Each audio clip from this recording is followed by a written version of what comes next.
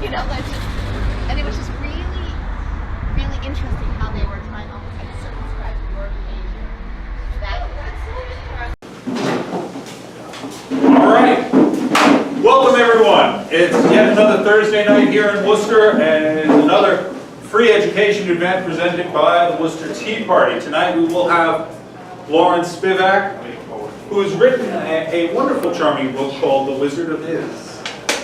And he also has some of his other books to talk to us about, and I'm sure that it will inform us and entertain us and enlighten us. But, as is our tradition, we will start with the allegiance. If I could have Ted Busick please come up here. Ted is a friend of mine. He is a young man who's also been a veteran and has thrown his hat in the ring to run against Senator Jamie Eldridge. So, Ted, will you lead us in the Pledge of Allegiance? I pledge allegiance to the flag of the United States of America and to the republic for which it stands, one nation, under God, indivisible, with liberty and justice for all. And thank you very much. Thank you. All right. Now, as you all know, it has been a while since we've had our grand rallies on Lincoln Square. But one of the people who we had speak at those rallies was Loren. So, without further introduction, without further ado, I'll bring him on up.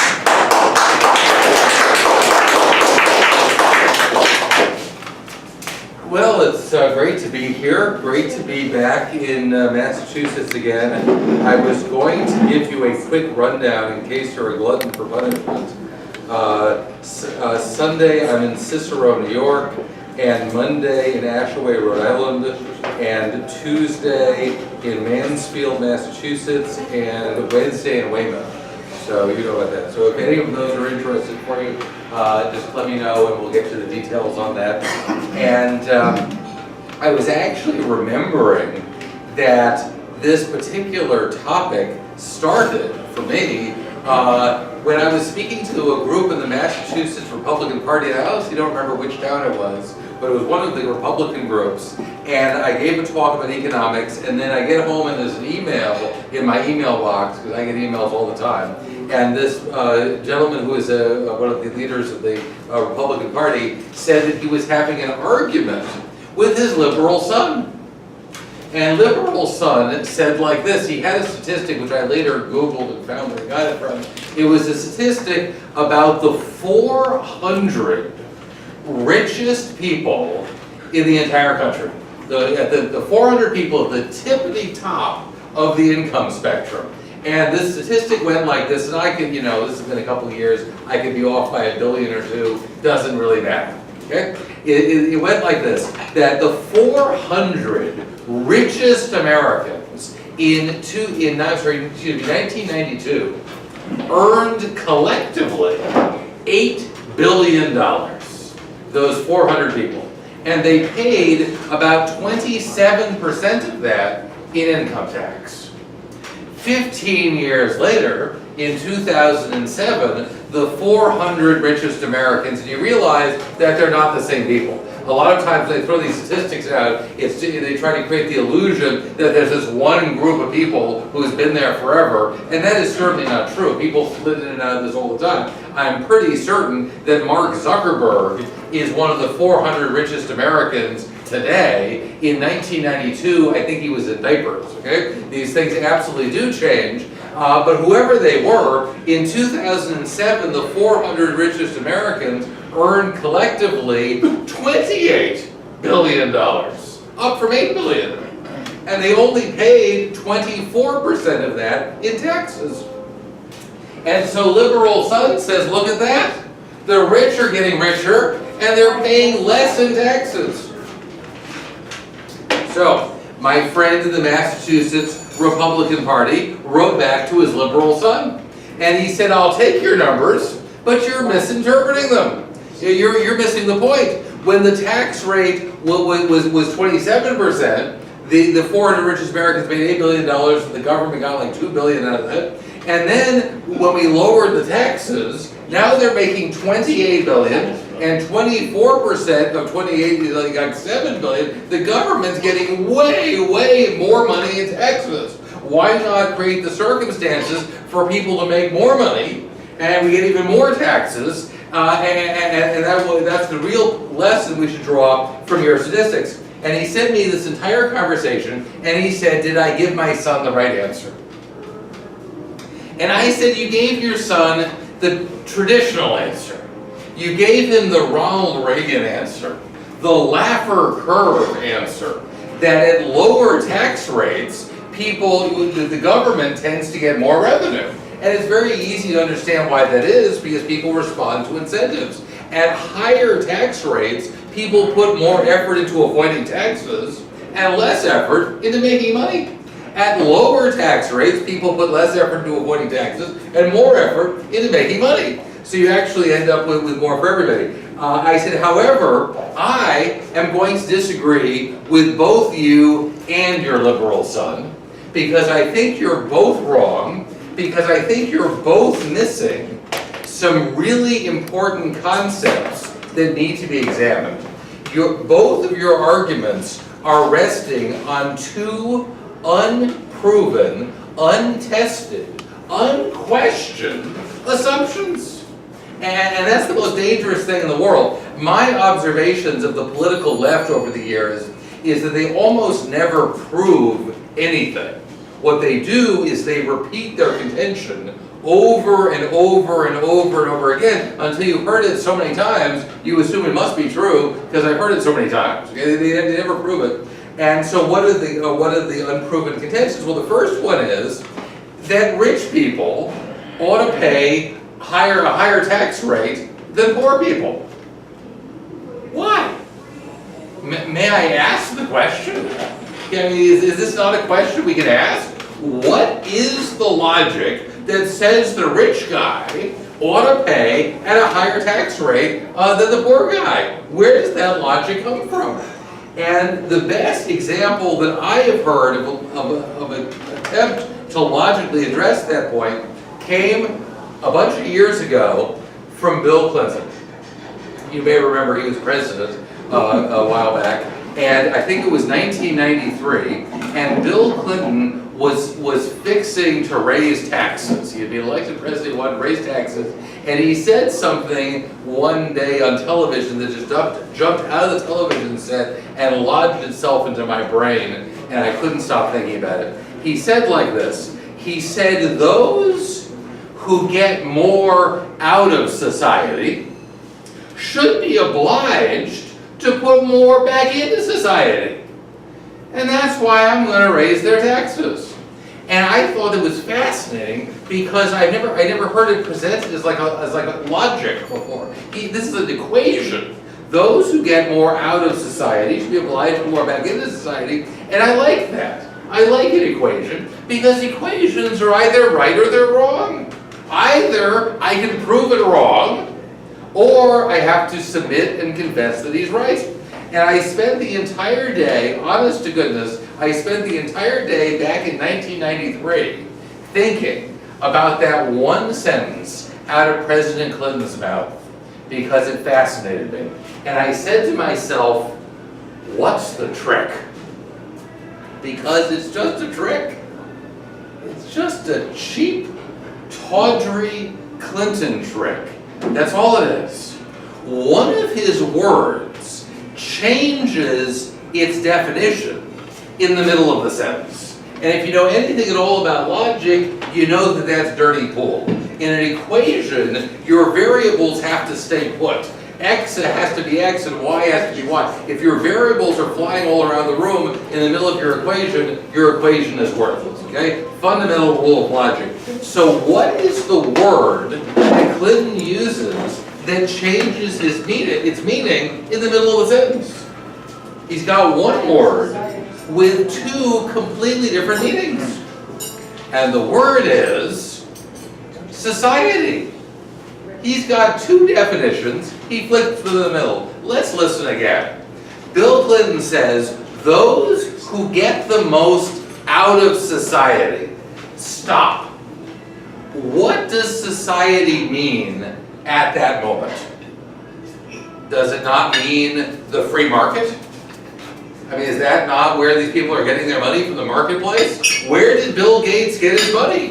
From the marketplace. He makes software, he sells the software, people buy the software, that's where he makes money. Where did Oprah Winfrey get her money? The marketplace. She puts on a TV show, she sells advertising, she gets her money in the marketplace. Where did Donald Trump get his money? In the marketplace. He makes real estate, he rents real estate, he develops real estate, whatever, he sells it, and he makes the money in the marketplace. So that's the first definition. Then, if we complete the sentence, Bill Clinton says they should be obliged to put more back into society.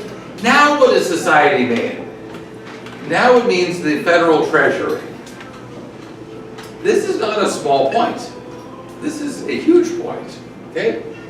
We are being completely fooled here because Bill Gates and Donald Trump and Oprah Winfrey did not make their money from the treasury, did they? They made it in the marketplace.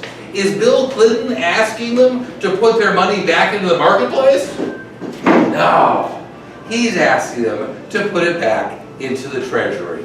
Okay? Let's just take an example here of it's important to understand, I think, just how things work with value in the economy. Let's imagine a simple financial business transaction between me and Matt. Let's imagine that Matt were to hire me to mow his lawn. I've never seen your lawn, I don't even know if you have a lawn, this could be a good deal or a bad deal. We're just going to assume that it's reasonable, and you say, hey Loren, I'll give you 20 bucks if you mow my lawn. And let's say I accept.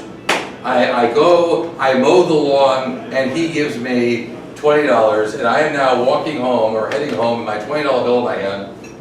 Whom do I run into on the way home? But the tax man! The tax man on the way home, and he says, I see that you just made $20 out of society. Don't you think you ought to be putting something back into society? What am I going to say? I didn't make $20 from society. I got it from Matt. Society wasn't there. He wanted his lawn mowed. I mowed the lawn. He gave me the money. Society, nothing. Okay? Society didn't even show up to this deal. Okay? Two people made a deal. The reasonable question that could be reasonably asked is, did Matt get a fair deal out of this? Because he's the one I'm actually doing business with. I never contracted to do business with society. And the answer, it's a very important economic answer, is that Matt got more than his $20 worth. And this relates to a fundamental economic principle. And that is that people don't trade things of equal value. A lot of people mistakenly think that if you're trading, one horse for one bicycle or something, that they must be equal value because you're trading them, and that is incorrect. It is an error economically. The truth is that we only trade things that we value less for things we value more.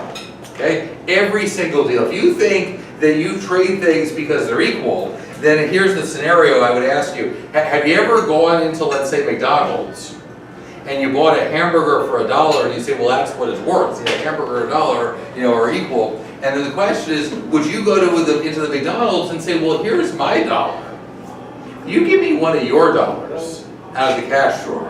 I'm going to take your $1, and here's my $1, and now I'm going home.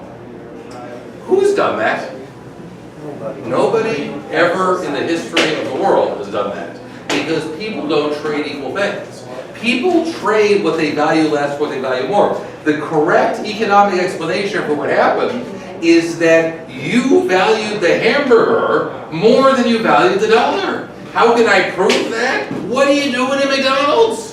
You could have stayed home with your $1. If you were equally happy with your $1 as with a hamburger, you could have been home with your $1 and enjoying each other's company. You went to McDonald's because you wanted the hamburger more and the $1 less. Now, McDonald's wants the $1 more and the hamburger less. Okay, why? Because they got lots of hamburgers.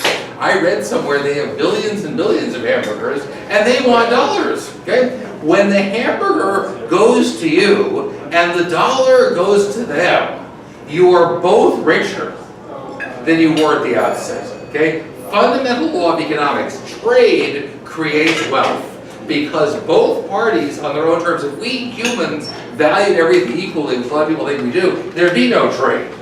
Why? Who would trade? Because I have to want one thing more, and you have to want the other thing more. If we value things equally, there'd be no trade in the world at all. Every time there's a trade, both parties are richer on their own terms because they get what they want and part with what they want less.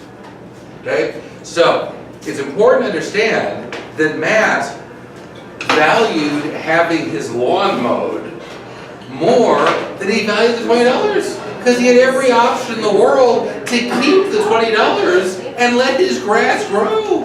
He could have had tall grass and $20. He made a decision that he would rather have a nicely mowed lawn, and there's marginal utility in here. You know, if he were starving to death, he probably wouldn't worry about getting a lawn mowed. But because other more fundamental needs were met, this marginal $20, the next thing on his to-do list with the money that he's got to spend is to get his lawn mowed. He's doing that. If Matt were all by himself on a desert island like Robinson Crusoe, he would either have to mow his own lawn or he wouldn't get mowed at all. Because he lives in society with other people, he gets the benefit of passing on things that he'd rather not do himself. Okay? We made each other richer. Okay? Why do I now owe money to the IRS? I mean, there's absolutely zero logic to that at all. Okay? And the same thing happens on a bigger scale. The scale doesn't change it at all. Bill Gates, if I understand correctly, is worth $50 billion, which is more money than I frankly can contemplate. But he made it by selling software. I have personally bought Bill Gates' software. I've gone to Staples and plunked down $100 to get the Microsoft Office software to put on my computer, and I did that. Why? Because I valued what the software would do for me more than I valued the $100, and more than any, I could have spent that $100 on a million other things. Okay, this marginal $100. The next thing I wanted was to have the software that would let my computer do this stuff. 30 years ago, there were no home computers, there was no software. Was I better off then? No, I'm better off now. Because I have the option of having this cool stuff that didn't used to exist until Bill Gates made it happen. What's important to understand is that Bill Gates, say it the other way, I made Bill Gates richer that day when I bought his software. And he made me richer at the exact same moment. We each increased each other's wealth, completely voluntary exchange. Why does he now owe more money to the IRS? I frankly don't see the logic of that. Now, I'm not suggesting, and I have some hardcore libertarian friends who would suggest, I am not suggesting that nobody should pay any taxes at all, because there are a few jobs that government actually needs to do. The government does a million jobs that it should not be doing because it's very, very bad at them. But there's a couple things it actually needs to do. I think we need to have courts, and I think we need to have police officers, we need to have national defense, we need to have, there are some legitimate jobs in government, and so the point is not that we should pay no taxes, but the argument that Bill Gates owes more taxes than I do is based on what? Nothing.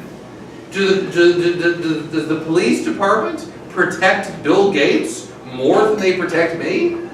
I don't see how. In fact, arguably it's just the opposite. Bill Gates, I'm pretty sure, is rich enough to have bodyguards following him around everywhere he goes. I don't have bodyguards following me around. I think arguably I depend on the police more than Bill Gates does. Maybe I should pay more in taxes than he does, since he utilizes the service less. Does the Marine Corps protect Bill Gates more than they protect me? I don't see how. I mean, to whatever extent national defense is defending the country, we're being defended with, whether we're being defended well or poorly, we're being defended roughly equally. because that's the nature of national defense. So this is the first reason that I don't see the logic of this at all. But there is a second one, an equally wrong assumption, and we hear this all the time. In fact, if you listened this summer to the Democratic National Convention, I'm willing to bet that it comes up in 75% of all the speeches that get made on the floor of the Democratic National Convention, and it is this. It is that you and I, regular middle-class people, are better off if money is taken out of the pockets of rich people and put into the Treasury in Washington. This is an argument you hear all the time. In fact, it's interesting to me that when you listen to people advocate for higher taxes, they rarely talk about what the government's going to do with the money. The advocacy for higher taxes is almost always put in terms of fairness. When Barack Obama was famously asked during the 2008 campaign about why would you raise the capital gains tax, because every time we raise the capital gains tax, we collect less money in capital gains tax, and every time we lower the capital gains tax, we get more money into the treasury of the capital gains tax. You remember what he said? He said it's about fairness. Yeah. So this is, you know, I don't assume that my opponents are right in their argument, but I tend to assume that they're right in their marketing. You know, that when they're putting things a certain way, there's a reason why they're doing it. And the argument seems to be that we should raise the taxes on rich people because they're rich, because they need to be punished. And it's a really interesting argument that ought to be exposed for what it is. That I should vote to have rich people pay more taxes because I want rich people, you know, I just want to knock them down a peg, which is interesting. So I think the actual answer on the other side is just the opposite. I am not better off if Bill Gates' money goes into the federal treasury, because the federal treasury is in the business predominantly of making me poorer. That's what they do. If Bill Gates keeps his money, what's he going to do with it? He's going to do one or two things. One is he's going to increase his own life's pleasures. He's going to buy another yacht. He'll go on another vacation. He'll fly in a private jet. Okay? And that's pretty neutral to me. It doesn't hurt me. It doesn't help me. I don't really care whether Bill Gates has 3 yachts or 4 yachts. It doesn't really affect my life at all. Okay? The second thing that he could do with the money is he could invest it in making more software. And that actually is very positive for me, because if he invests it, then there's more and better software, and that's how society's advanced, because rich people invest money in new ideas and new technologies, which when they catch on and succeed, make everybody's life better. I can't wait for the latest technology and the latest software to come out, so that actually makes my life better. What does the federal government do with the money? Well, with the exception of the few things that I've just mentioned, like courts and police and national defense, and by the way, I'm certainly not suggesting that everything done in the name of courts, policing, and national defense is inherently good. I'm merely saying those are legitimate government responsibilities. We can debate what the right policy should be. Pretty much everything else makes me poorer. Would you like some examples? Well, the Department of Agriculture pays farmers not to grow crops. Why? So the food will cost more. And they say that. This isn't even, I'm not speculating. This is the official policy of the Department of Agriculture, is to pay people to produce less food to drive up the cost of food. So what happens? Money is taken out of your paycheck in the form of taxes and paid to farmers to grow less food, so that you pay more in the supermarket when you buy the food. You have now paid for it twice. Would you like to pay for it a third time? Because you do. Well, we weren't even done yet. The third step in this process is that poor people can't afford the food.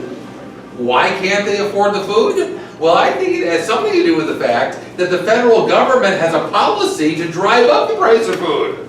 Do you not think that it has some relevance as to why the poor people can't afford the food? So what they do, this is the same Department of Agriculture, we haven't even moved to another department yet. They take more money from your paycheck to pay for the food stamps, so the poor people who can't afford the food because of the first money they took from your paychecks to pay the farmers not to grow crops, and so that's how they pay for the food that they drove up the price of. Okay? This is what government does. It makes everybody poorer. And I think it's incredibly important that we make this argument, that this is what we're talking about. I followed the Mitt Romney campaign very, very carefully in 2012. And I was waiting for him to say one simple thing. And that is that government, in most of what it does, makes us all poorer. And sadly, I did not hear that once. We got another election coming up, another chance to take a crack at this. Okay? But that's the reality. What does the Department of Energy do? It makes us have less energy. Okay? We have less energy because we have Department of Energy. The Department of Energy does not produce energy, it gets in the way of producing energy. So there's less energy and it costs more. What does the Department of Education do? It gets in the way of education. I mean, this is, we should add the word "not" after all of these departments. The Department of Education not, because that's what they do. So anyhow, the question is, what would be an affirmative proposal for what we actually want to do with taxes? Because I am not a wild-eyed radical suggesting no taxes at all. I am merely suggesting that we limit government to what it's supposed to do, and that we tax people at a flat rate, because I can't think of a reason in the world why Bill Gates should pay a higher tax rate than I do, or anybody else for that matter. So what I would propose is a single flat tax, and I think 10% is a great number. And I think, moreover, that it should replace all other taxes in the United States. And I think you'd have to do this by a constitutional amendment. In fact, I think you want to do it by constitutional amendment because I frankly am sick and tired of having Republicans run for office talking about tax cuts year after year after year after year. I'd like to just resolve this issue. And I think that we ought to have one tax in the entire country. No sales tax, no real estate tax, no excise tax, no inheritance tax, no separate state, federal, local income tax. Because it's a huge waste. It's just incredibly inefficient. You realize that the state of Massachusetts has a whole department of people who are in charge of making sure that merchants collect the sales tax, okay? This is like thousands of people do that.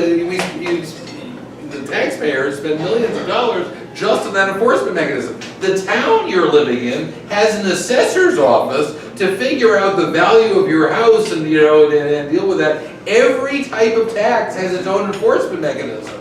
Why would we have 100 different kinds of taxes if every different one has to be enforced separately?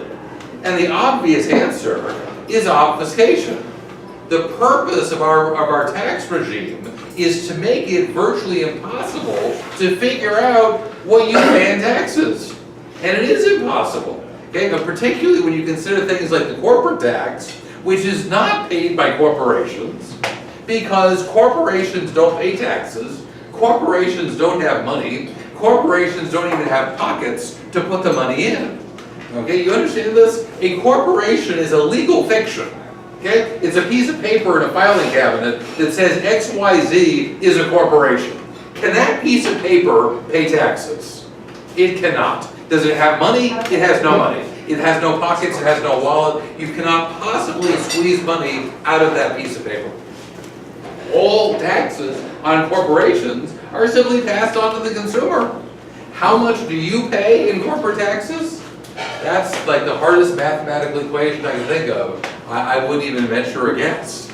But we should get rid of it all and have one simple 10% tax. Which, by the way, I am willing to guarantee that if we had a seance with our founding fathers, okay, if once they got over the shock of a federal income tax at all, once you got this into their head, would agree with what I'm suggesting in 2 seconds flat, that there ought to be one set maximum tax. You remember the Roberts decision on Obamacare, when Justice Roberts said Obamacare was constitutional? Do you remember what he said? The wording was really interesting. He said that Obamacare was nothing but one big fat tax. That's all it is. It's just a big tax, and he said there is no limit whatsoever in the federal government's power to tax. No limit. Don't you think there ought to be? I can't think of scarier words than that.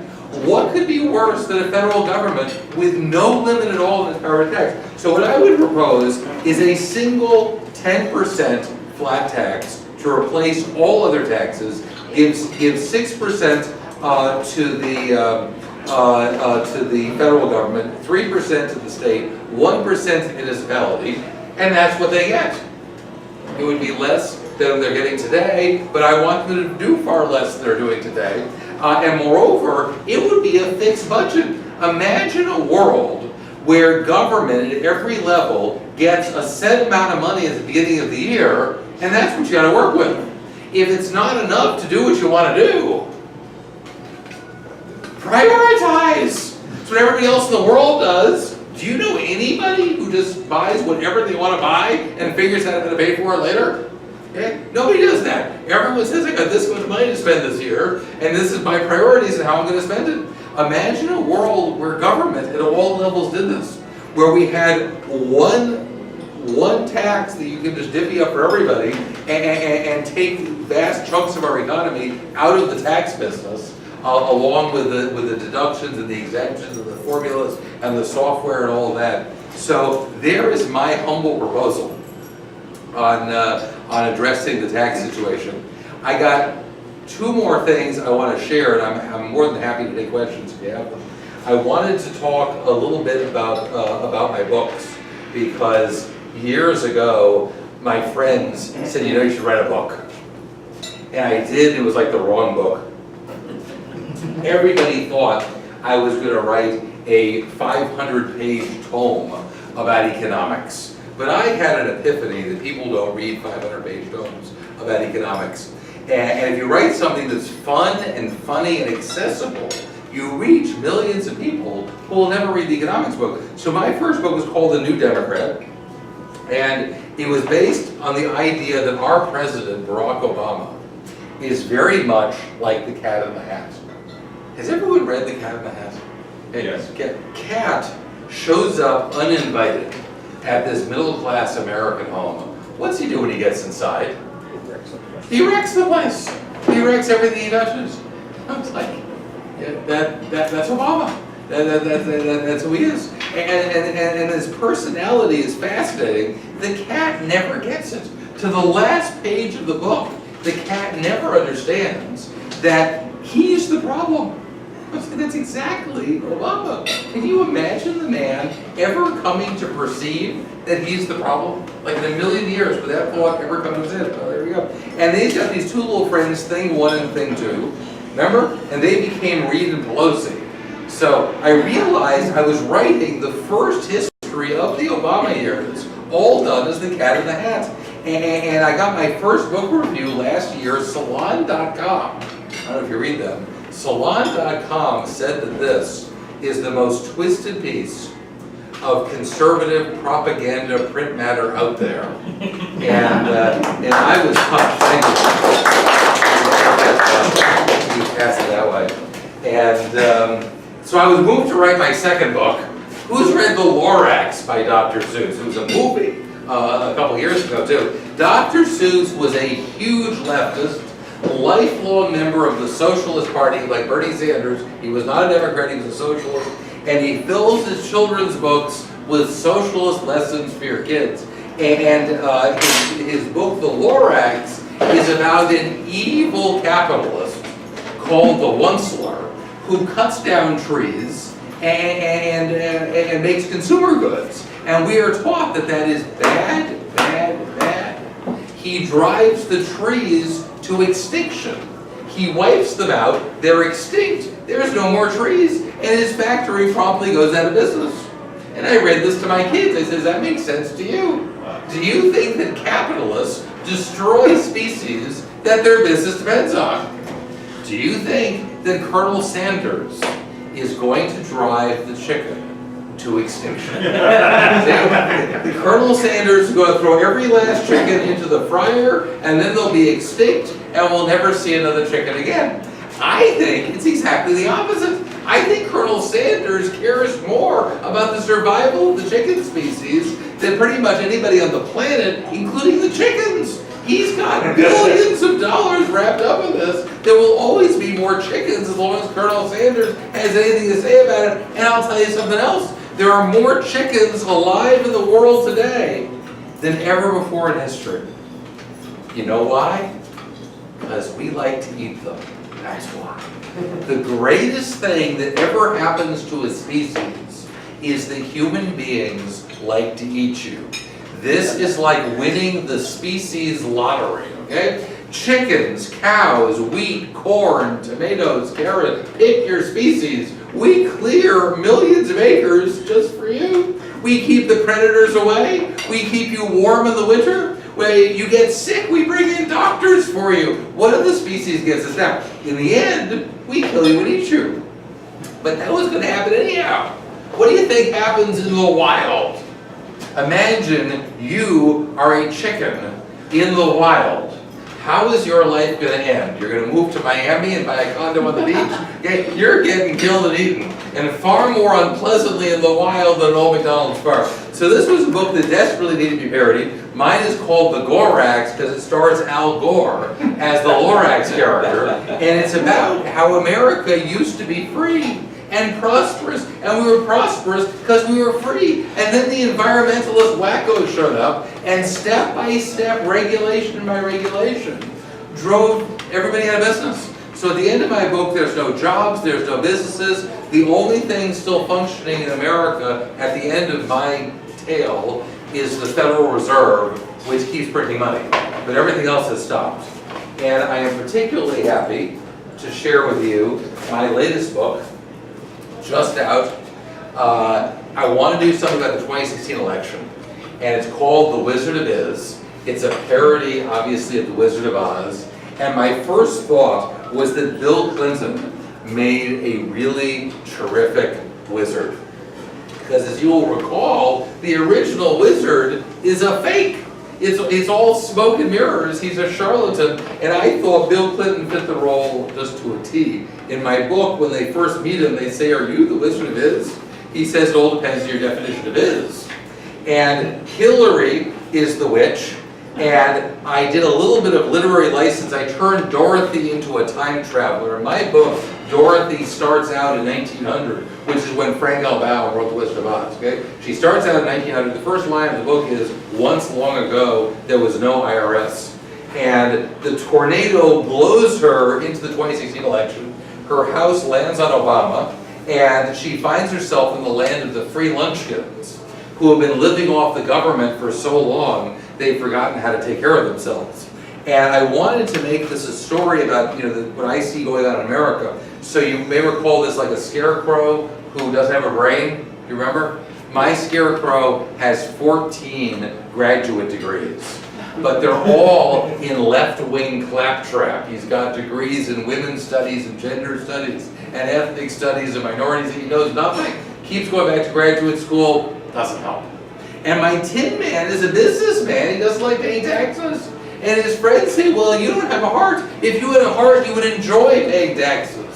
So he's looking for a heart, so he learned to enjoy paying taxes. And remember there was a cowardly lion? Remember?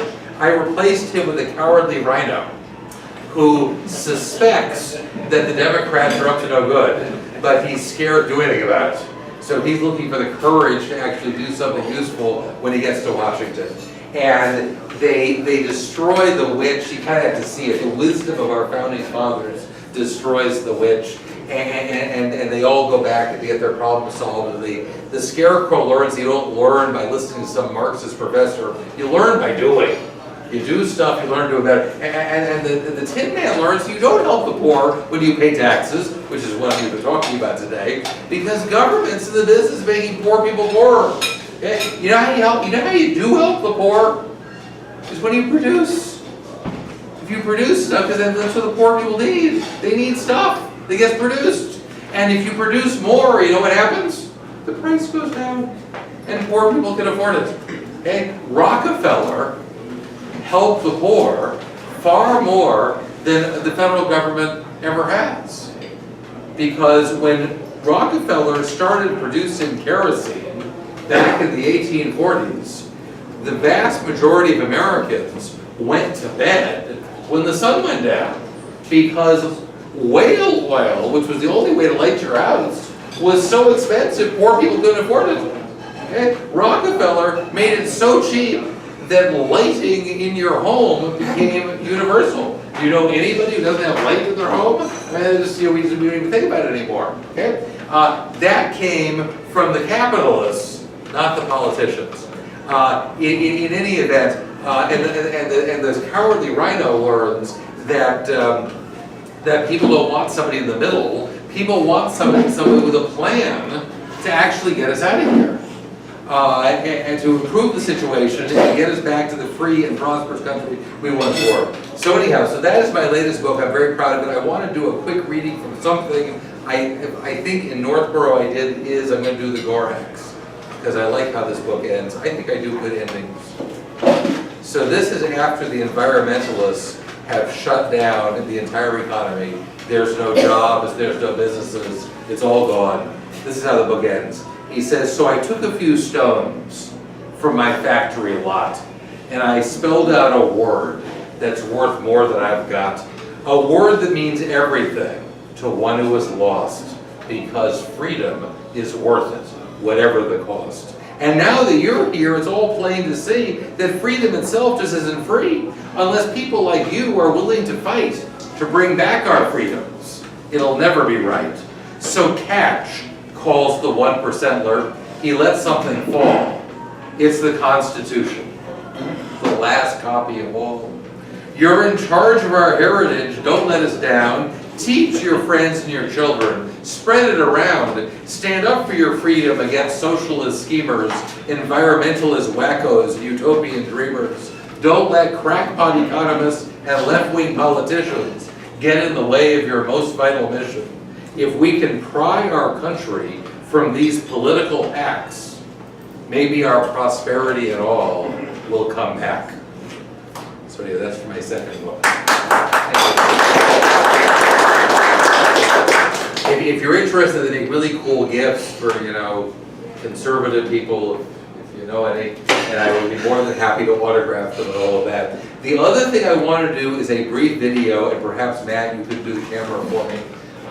What I usually do whenever I give a talk is give a video thought of the day, and I put this on my Facebook page, and you should all friend me on Facebook, okay? There's not very many Loren Spivacks in the world. I'm very easy to find. And you can go through hundreds of videos that I put up over the years. And so what I'm going to do is I'm going to say that I'm here in Worcester, Massachusetts with the Worcester Tea Party, okay? And you all want to applaud, see? And I don't want to like overly coach you or anything, but if it sounds like they're going to say there's two of them and they got one hand each. Okay? Enthusiasm sounds good. You can whistle or cheer or jump up and down, whatever you like. Don't go on for an hour. For 2 seconds, be enthusiastic. And then I'm going to give my 3-minute thought of the day. And at the end of my 3-minute thought, I'm going to say, I'm the free market warrior. Okay, that's like my sign off, those are my final words. And you want to applaud again. Once when I say Worcester Tea Party, and again when I say I'm the free market warrior, okay? Matt, when they applaud, let's do it this way so I can see. All right, sorry. Yes.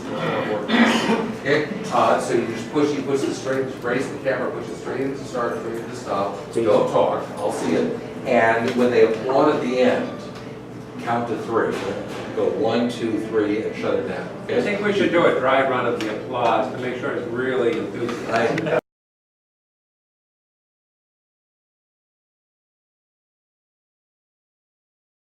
On economics or taxes or whatever you like, yes, sir. I like what you were saying about, I should stand when I speak. I sound better when I stand. I like what you were saying about how you were pointing out that it is arbitrary, about how the taxes and who we take them out of. And it should be really pretty much start from the 10% number. I would like to have a sales tax and an income tax, but that's small potatoes of difference. The point is that taxing is all arbitrary. We used to tax people on number of windows in their houses, or the size of the front of their house, or poll tax was a tax, and it was designed to be arbitrary. Isn't tax always been arbitrary? Isn't taxes? There's never been just taxes. It's always been, well, we'll collect taxes on you because you don't have the weapons to stop us from collecting taxes on you. Well, it certainly is a kind of theft. You're taking things from people who don't want to part with them, okay, for a purpose which they don't necessarily agree on. If they always agreed on it, you could just make it voluntary. There we go. The argument for any kind of taxing at all is that there are some jobs that government does that we actually need government to do, and that we basic economic logic, that we benefit from, as externalities.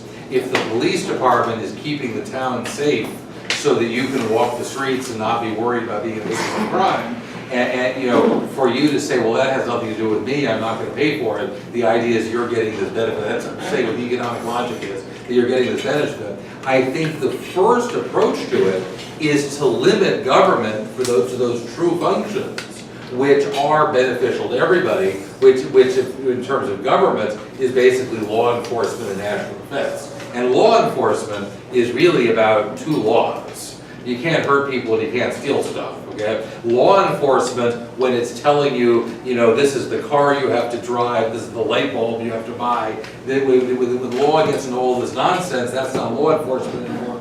Law is about basic, clear-cut protections that have been with us in law for hundreds and hundreds of years. So if you limited government to that, that's what I think you need to do, first of all, to give it an air of reasonableness, okay? When I had a condo in New York City, I paid a monthly condo fee to the condo, which paid for things that everybody used, like the elevator and the janitor vacuuming the hallways and things like that. If my condo fee included, helping the guy in, 12C, pay for his new transmission on his car, I would have had a great deal of trouble with that, okay? There was a clear-cut logic, and these are the common things that we all benefit from, and everything else should be free. So I think that's the first step, and I think you can't completely remove arbitrariness, but you can make it leveler and more uniform by picking one thing and having one fixed rate. And I think enforcing it through the Constitution, that this should be the one activity. When I was speaking to the Connecticut Tea Party a couple of years ago, they had a chart that they gave out, and it was like it was a map. You unfolded it, and it was a chart like that big in front of your wall with every single different tax collected by the state of Connecticut. And it was like a font 6, okay? I couldn't even read it. I needed a magnifying glass to read it. It was just row after row after row after row after row. And everything was a different specific tax that the state of Connecticut charged. And when you're playing this kind of game, again, it's a nightmare of enforcement, unless from the perspective you're trying to create jobs, through enforcement. But that, of course, is just wasted labor. When it can be done, simply, with one thing that's as universal as possible. So, you can go with the completely libertarian message and say no taxation at all, you can't force anything to do anything. I think I have a moderate position on this, which is that we limit government to clear-cut activities and that we limit taxes to enough to enforce it and make it as broadly based as possible. No.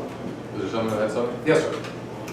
First, I want to say I think you misrepresent the libertarian position as far as no taxes. I don't. And they've got this big thing: taxation is theft.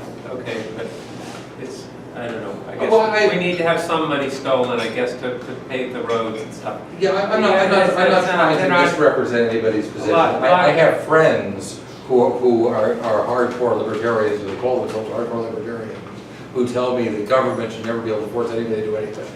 And I'm not, okay, so I'm not, you know, I'm simply saying that I'm not quite in that camp, although I'm for vastly smaller government than what we have.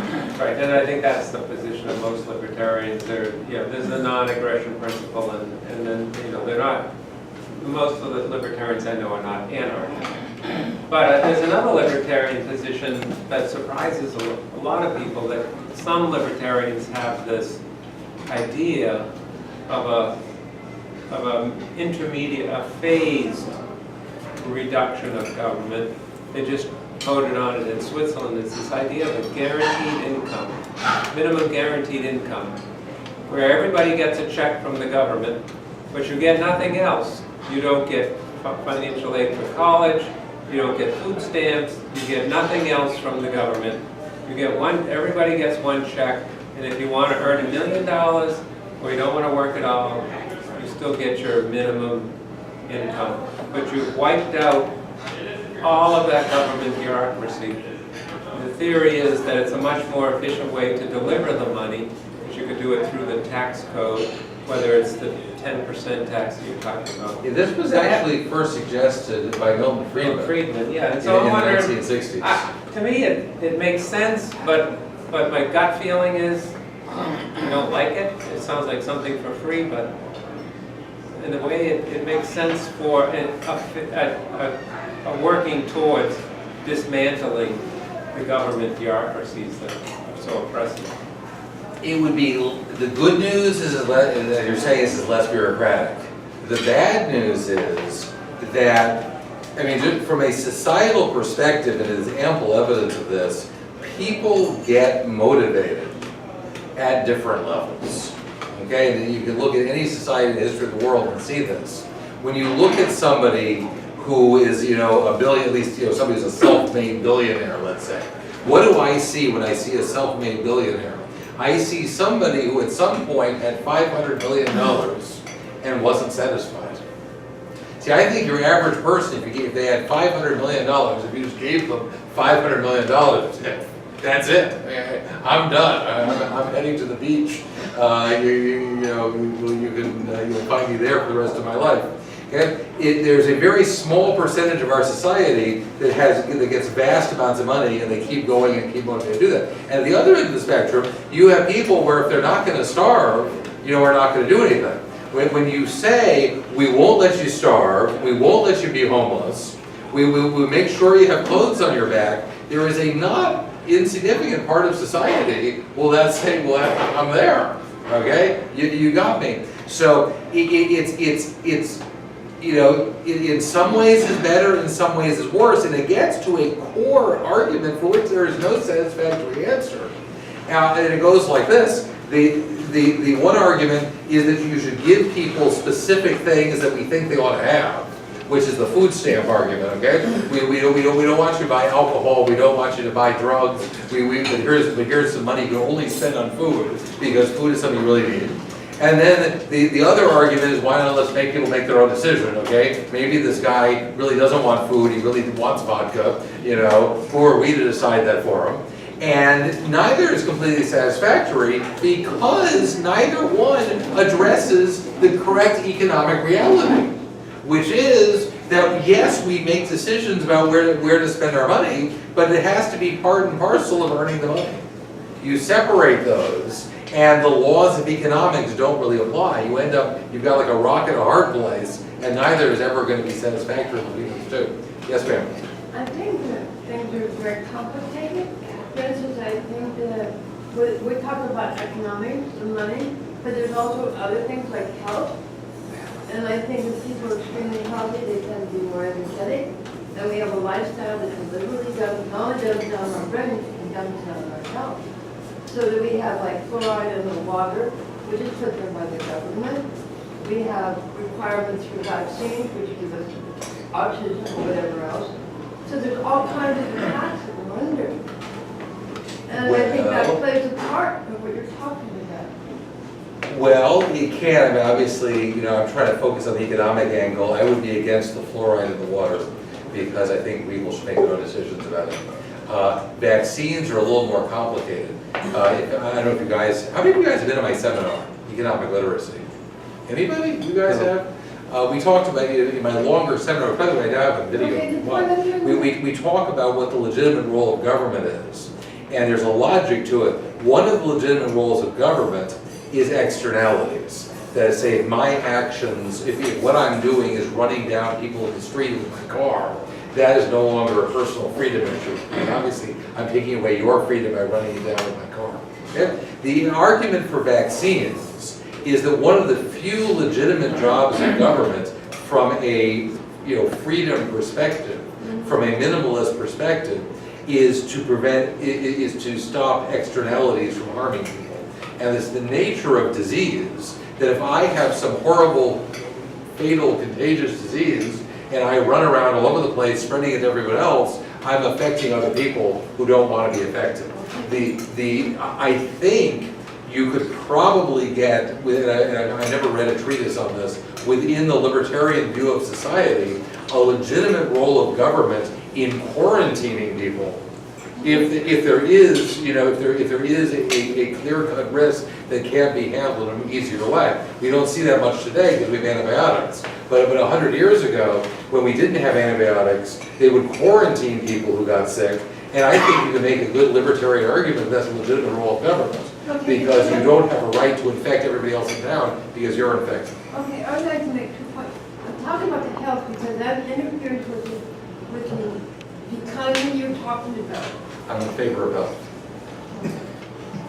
And as far as vaccines go, these Rockefellers and things, they don't use that stuff. They use homeopathy to do all that. Okay, the efficacy of the vaccines is another issue, whether they're the best way or the not so good. I'm saying we're under attack, and you're talking about and that is beyond my pay grade. I don't have any medical wisdom on that to share. Okay, I'm just saying that we're under attack, and it's undermining what you're talking about. Okay, yes, sir. What is the allure of the youth today towards socialism? The Bernie phenomenon, all the young people that just swamped We're talking about Northborough. Exactly. Well, it's, as I said, Northborough, you promise people, a perfect world where everything's going to be free and they don't have to worry about anything. That's incredibly appealing. It fails at the point where you have to actually deliver. And as I recall, when we were in Northborough, I started out by saying that the secret to being a successful socialist is not to get into power. The Eugene Debs and the Emma Goldmans, when I was in school in Amherst, Massachusetts, were just the heroes.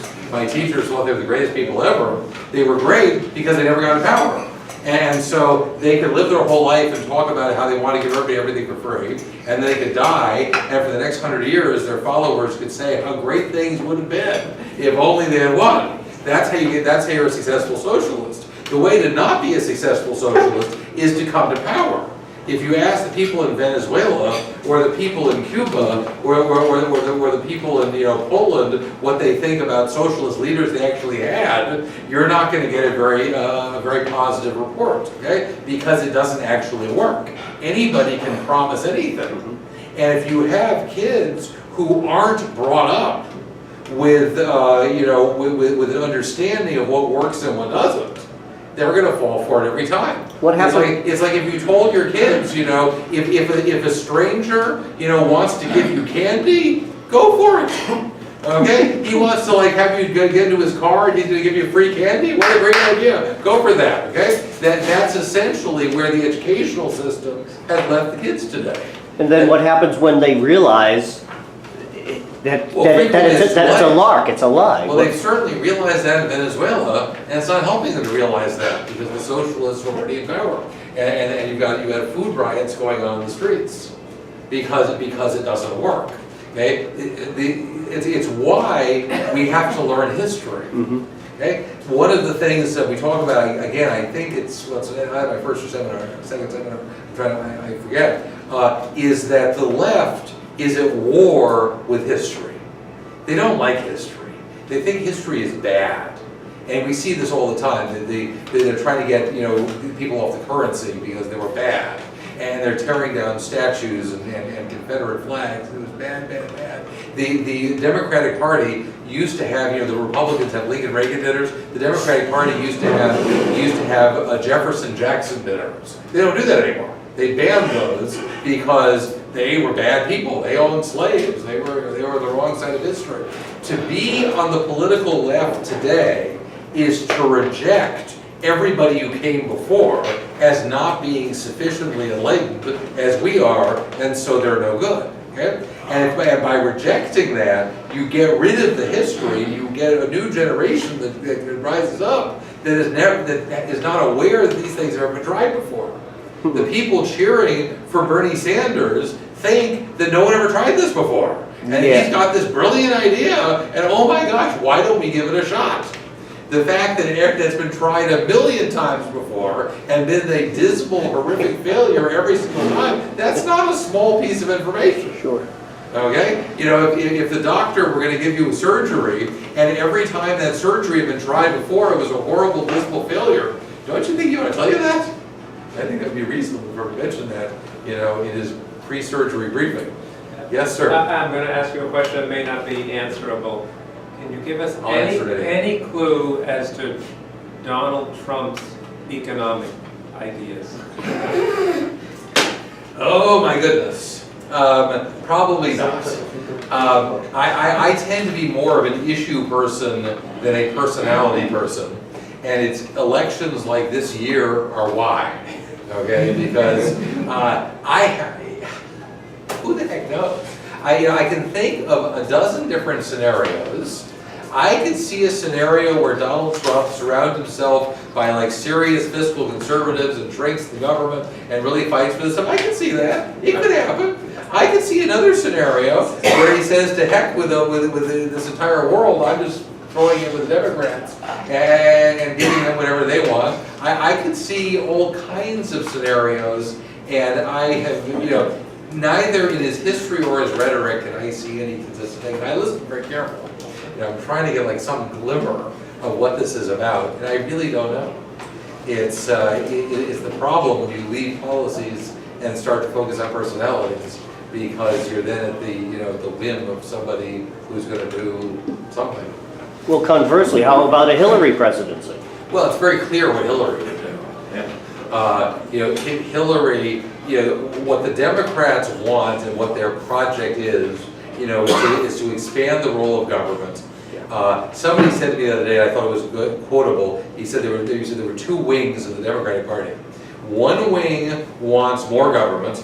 The other wing wants to elevate symbolic members of minority groups into high positions in government. Okay, that's what it's all about. So Hillary kind of unites them. You think it's the whole point of having the presidency is to have different minority groups fill that slot. She's a woman, there we go. And if you believe that the job is to expand government, she'll certainly do that also. It's very predictable. She is probably not as skilled a politician as either her husband or Obama. I suspect she will not be as successful at achieving any of her goals because I don't think she's incredibly competent. But obviously there's lots of damage presidents can do, even if they're not incredibly skillful. Yes, sir? There's a thought process that's shared by myself and some other people, although some people have kind of backed off on it now because they don't think it's now, is that Hillary Clinton and Donald Trump have been in cahoots all along. I want your thoughts on that. Oh, I don't know. Yeah, probably not. I'm not a big conspiracy buff. I think that the idea that everyone secretly got everything all planned out is usually belied by actual historical facts. Generally speaking, I find government and people in government to be stupid and inept, as opposed to being brilliant conspiracists who have carefully figured out how they're going to manipulate everybody for the rest of time. I think it's a bizarre situation that we're in, but I'm not sure if anybody could have predicted it, let alone orchestrated it. Yes, sir? I agree with you with it being difficult to determine what Donald Trump thinks economically. But maybe you'll disagree with me. I do think there is one consistent theme, and that's economic protectionism. What do you think about that? Do I think that's a consistent theme? It's a Yeah, consistent and how do you theme. feel about economic protectionism? Well, I'm against economic protectionism because of what I said today. The first thing you need to understand about trade, and it's really important, is that all trade that's free benefits both parties. It can't do otherwise because as long as it's voluntary, nobody trades unless they want what they're getting more than what they're giving up. And that's true if you've got the baker and the shoemaker, and the baker trades so much bread for a pair of shoes, both parties are better off because the baker doesn't know how to make shoes and the shoemaker doesn't know how to make bread, he doesn't have the equipment to make bread, and so they are both richer. If you build a wall between the shoemaker and the baker, they're both going to be poorer. Is that not so? Isolation from other economic players inevitably leads to more poverty, which is why if you were like Robinson Crusoe on a desert island all by yourself, you'd be poor. I guarantee it. You'd be dressed in rags. You'd be eating who knows what. You'd be living in a hut that would be condemned by the building department 2 seconds after they saw it. Okay? Why are you so poor? Why is Robinson Crusoe so poor? He's working every minute of the day. He's working like mad, and he's dirt poor because he has no one to trade with. Trade makes us all richer. And most people believe and agree with that. Even the protectionists agree with that, but they think somehow it's different the minute you cross an international border. And I don't understand that. If the French make better wine and the Scots make better whiskey, they should just trade and then they both benefit from what the other person's better at. If the United States is not good at producing anything, we're going to be poor. Whether we trade or we don't trade, whether we have to stick with our own stuff or trade with other people's stuff, we're going to be poor. And I think the real economic issue is that our government, a guy in, I think it was Ohio, asked me if other countries were at economic war with the United States. And I said there's one country that's at economic war with the United States, and that's the United States government. They're the ones strangling our economy to death. And if we stop that, I don't think we have any trouble with trade at all. So I disagree with protectionism. I do agree that we need to control the borders, we need to control immigration, because that's a different thing. And again, if I say hardcore libertarian, I'm going to get in trouble again. But there is a libertarian position that we should have open borders and everyone should come in whenever they want. And I disagree with that. I think there's a non-economic issue here, and that is the very nature of the culture and of the population of the country. And we see this throughout history. To say that when you have like Anglo-Saxon England, and I'm sorry, to say that when you had Celtic England, and then all the Anglo-Saxons show up, to say that that did not sharply change British history would be absurd, okay? An entire new population displaced the old population. You had essentially a completely different country after the Anglo-Saxons came in and overthrew the Celts. Whether 100 years or 5 or 1,000 years later, that was good or better or worse, you know, you can argue that forever. But I think there are cultural issues where you say we can't just have a wide open door and anyone can go anywhere. We need to control who's a citizen of the country, who's not. So I'm comfortable with that. I'm completely against protectionism. I think we should have free trade. We just should have our government stop getting in the way of our business. Well, I'm not a protectionist, but let me play devil's advocate for a second. Why is it better, I mean, even if we acknowledge that economic isolationism leads to people living in huts in poverty, how is that better than having people living in huts halfway across the world taking all of our jobs and leaving us living in huts? Well, we're assuming that they're taking our jobs. I'm very comfortable with that concept. Okay? Jobs change all the time. If your society is a healthy one with a vibrant economy, jobs will disappear and better jobs will come in and replace them all the time. 100 years ago or 150 years ago, half of all Americans were farmers. Who took those jobs? Why did we get those jobs back? Well, we don't want half of Americans to be farmers because half of Americans were farmers because one farmer fed 2 people. Now one farmer feeds 200 people. And what does that mean? It means that the other 99 people get to make jet airplanes and laptop computers and cell phones and websites and all of these extra things that we have. When 50% of all the labor in the country just goes to getting enough food to eat, you're going to have very few other things. We've got all these other things, plus, by the way, way more and way better food than we had 150 years ago. We got all of that in the food too, because we advanced and let the old jobs go and let new jobs come in. If somebody in this other country can make something cheaper than we can, okay, either we're going to be competing in this race to the bottom of them, or we're going to be on the cutting edge of what's next.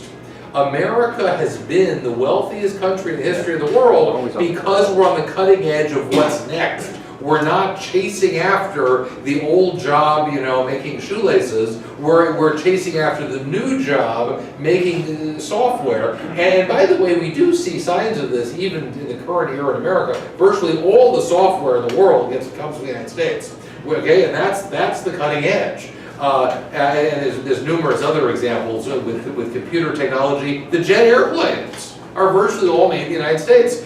Really sophisticated stuff. And so what we want is the government to get out of the way, so we've got a freer economy so we can keep producing better things.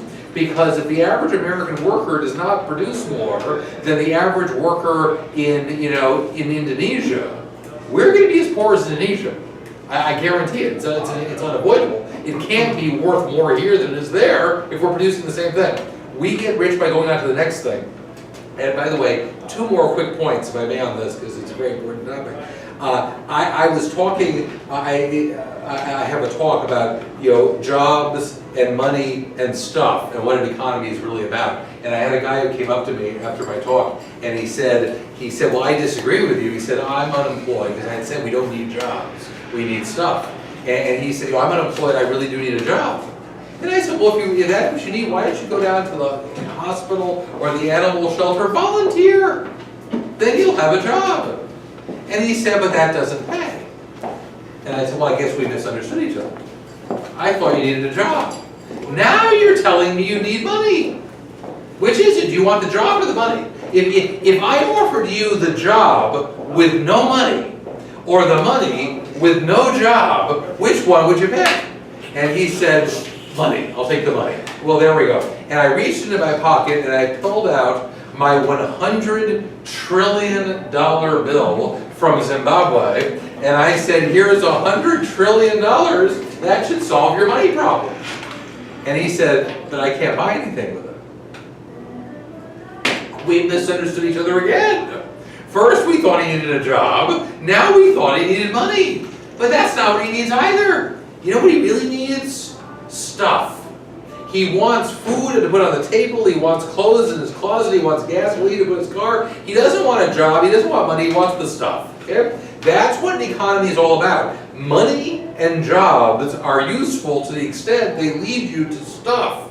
If they don't lead you to getting the stuff that you want, money is useless and jobs are useless. That's a fundamental rule of economics. Okay? When we get stuff from China, we are not losing. We are not being ripped off. Okay? We're getting the stuff that we want. And if they can give it to us cheaper than we can produce it domestically, we should be doing that and freeing up our labor to do the next thing. Okay? Trade makes both sides richer every single time.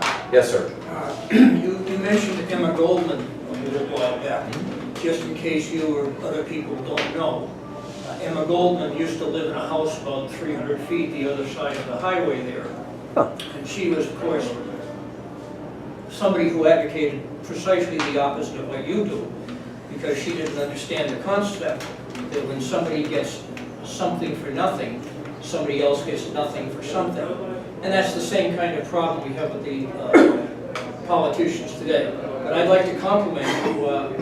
If you were a little taller, a little older, and a little darker, I might think you were Walter Williams. I actually got to have dinner with Walter Williams a couple months ago. I was he's a really cool guy. He is, he's very and I appreciate the compliment. But the fundamental point there is that you cannot have a right that's an affirmative right to things, okay? All rights have to be negative. You have the right to be left alone, okay? All the rights you actually can have are negative rights. Free speech, freedom of religion are all rights to be left alone. And it's very easy to test this out. If you were all by yourself in that desert island like Robinson Crusoe, do you have a right to free speech? Absolutely. Do you have a right to freedom of religion? Absolutely. Because that's simply a right to be left alone. The minute you say, I have a right to free health care, you're saying that someone else doesn't have a right to keep the fruit of their labor. Because if I have a right to it, and you have to produce it, then I have a right to take your stuff away. You cannot get around that. This stuff doesn't just fall down from the heavens. So it's absolutely correct. Yes, sir? Four-parter, but the first three are yes, no. You're opposed to tariffs? I am opposed to tariffs, certainly if they're used to prevent free trade. You can argue about a moderate tariff as a way to support the government as an alternative to the income tax. Okay. And we can talk about that. But tariffs in the modern era have been mostly about protectionism, not about raising money. And by the way, before the income tax, you know how the federal government raised most of its money? The excise tax on alcohol. That was the biggest one, which is, by the way, why we got the income tax amendment passed. Because the prohibitionists supported it. Why did they support it? Because the federal government got all its money from alcohol. And the prohibitionists wanted to make alcohol illegal. So they had a problem. Okay, how can we make it illegal? What's the source of most of the money that runs the federal government? So they hooked up with the income tax people to get the income tax so we could have prohibition.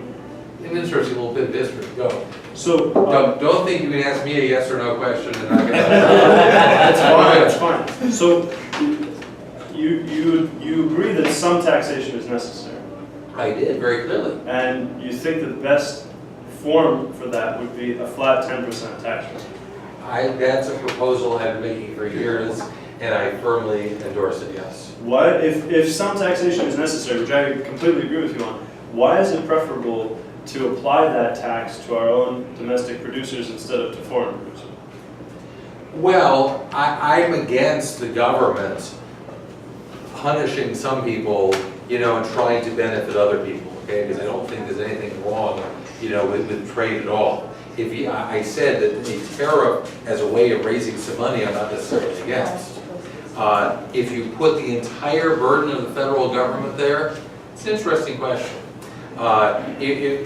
Whether you could fund the federal government exclusively on that. Again, even before the income tax, the federal government was primarily funded by domestic alcohol production, Sure. not by a tariff, even though there was a tariff. There was a tariff, but it wasn't the primary source of funding for the government. But the prohibitionists realized that because the government was funded by domestic alcohol production, it would be very much in the interest of the government to make sure that alcohol was never prohibited.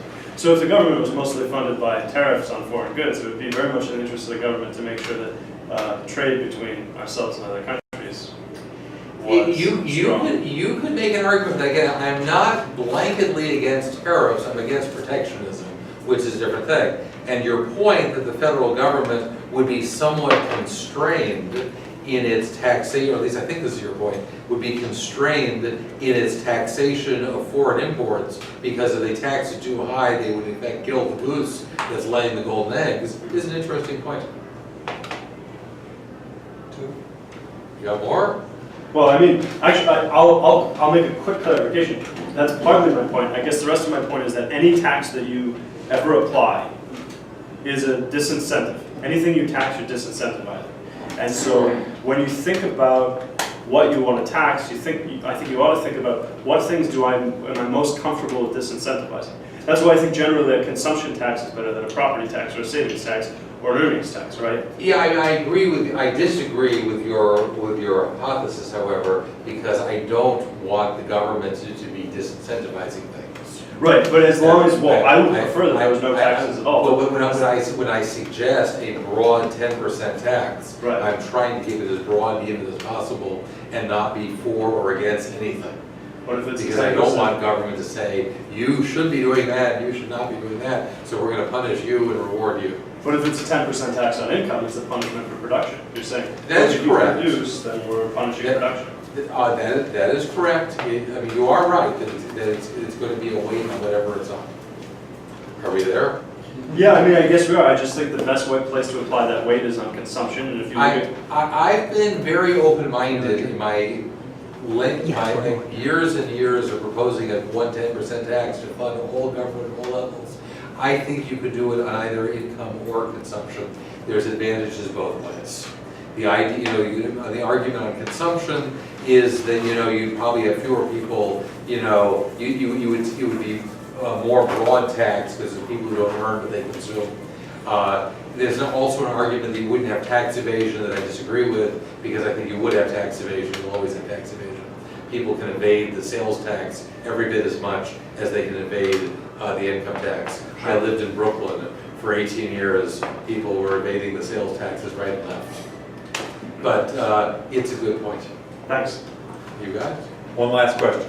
I don't know if these are comments or questions. When you answered the question about immigration, you answered it from a social policy, not from an economic policy. From an economic policy, the free exchange of labor should cross borders, correct? And then the other point I wanted to make was, when people talk about the trade deficits, they're always thinking about manufactured goods, and I own a manufacturing company, so I appreciate that concern, but we actually have a very large surplus of services. So instead of people working in factories making t-shirts and socks at minimum wage, we have engineers and accountants and other computer scientists and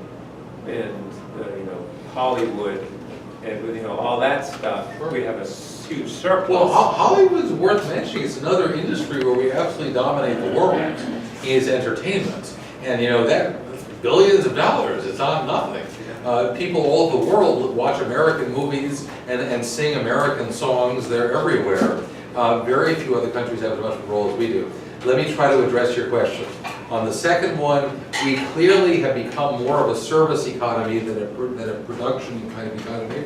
And I know people who think that's the worst thing in the world. They think it's evil that we're more of a service economy, and that's nonsense. As we all get more prosperous, we tend to move away from more basic things to more sophisticated things. Just like 50% of the economy was food, 150 years ago, so we don't starve. That's 50% of the economy. As we put less and less resources into food, we're still getting our food, we get to do more sophisticated things. So at a certain point, we turned the corner on getting stuff and moved into getting services. It used to be you bought a television set and that was it. You had your 3 channels, that was the whole thing. Now people spend far more on cable than they do on the television set over time. Sure. Because the service is more valuable than the actual box, with the flickering images that come on it. So that's clearly the case. It's not a bad thing at all. It's a natural progress of our economy. On the immigration issue, here's what I would say. I have no problem with the free exchange of labor in the sense that Donald Trump doesn't like. If this job can be done, if General Motors wants to send a job to Mexico, I have no problem with that, because they can get it done more efficiently. It frees up American labor to do more sophisticated things. It makes us all richer. Okay? Second point, there is a cultural issue with people coming in, and I think that's got to be considered. A government's job is not purely economic. In fact, arguably, it's not even mostly economic. Third point is that from a strictly economic sense, I will 80% agree with you here, that people say to me, well, this Mexican illegally comes in, he's taking my job, that's hurting our economy. That's actually not hurting the economy. Anyone who produces is not hurting the economy. Okay? However, you cannot separate that from the fact of how much of a welfare state we've become. So from Mexico, I don't care where he's from some other country, and the illegal alien comes in here and he's working and producing and doing things, he's not hurting the economy. But to the extent that he's absorbing services that are dished out by the federal government, you know, whether it's food stamps or public schools or whatever, that is taking out of the economy, you can't separate the two. If we were, in the United States, a perfect libertarian paradise, where no one got anything that they didn't produce themselves or trade for, you'd have a much stronger case for open borders. Not that I would necessarily go that far. The case is weaker because we're the welfare state that we are. And having dished out the welfare, to say that we're now going to let anyone come in and collect that who wants to, becomes highly problematic. So it's a very complex issue. You have to kind of pick apart the different pieces. No, I think it gets oversimplified. But Oh, the same people for who sure. complain about the Mexicans taking their jobs are complaining about them collecting welfare. Well, if you don't let them work, you make it illegal for them to work, well, then they're going to collect welfare. It's very complicated, and it's oversimplified. How about they don't come here in the first place? How about that? It is indeed complicated. I will agree with that, and I hope I picked the issues apart as well as I could on that. Thank you guys so much.